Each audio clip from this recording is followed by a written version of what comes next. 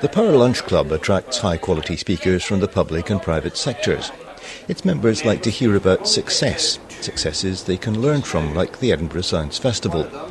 But perhaps one aspect of Simon Gage's talk they found most surprising was the slide that showed why countries like the UK were falling behind when it came to the number of young people who wanted to follow a career in science and technology.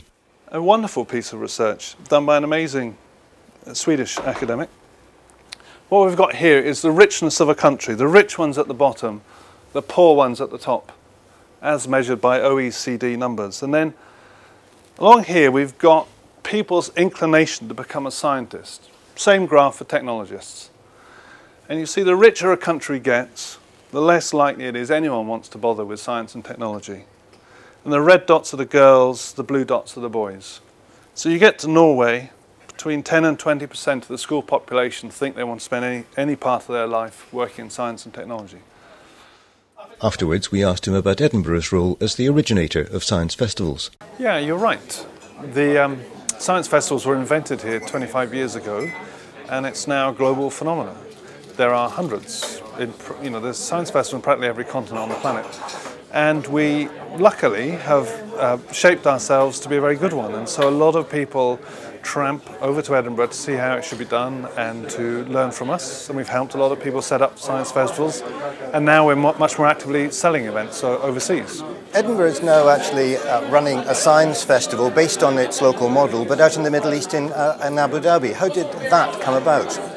Abu Dhabi the government there decided that it wanted a science festival.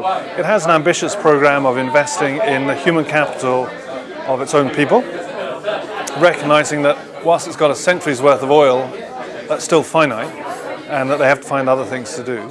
So they approached us and said, would you help us run this? And we went out and met and discussed and figured out how they were thinking of doing it and decided that it would be a good thing to do.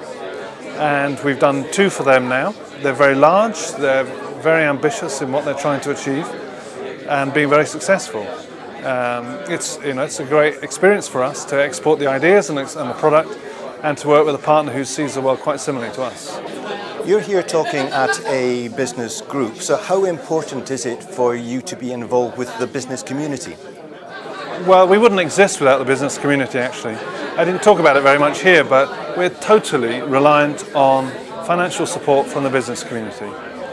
I think 50% of our turnover for our UK activity comes from sponsorship and trust fund money. And the business community is right in the middle of that. Local businesses, national businesses. And I think we have a good relationship with them.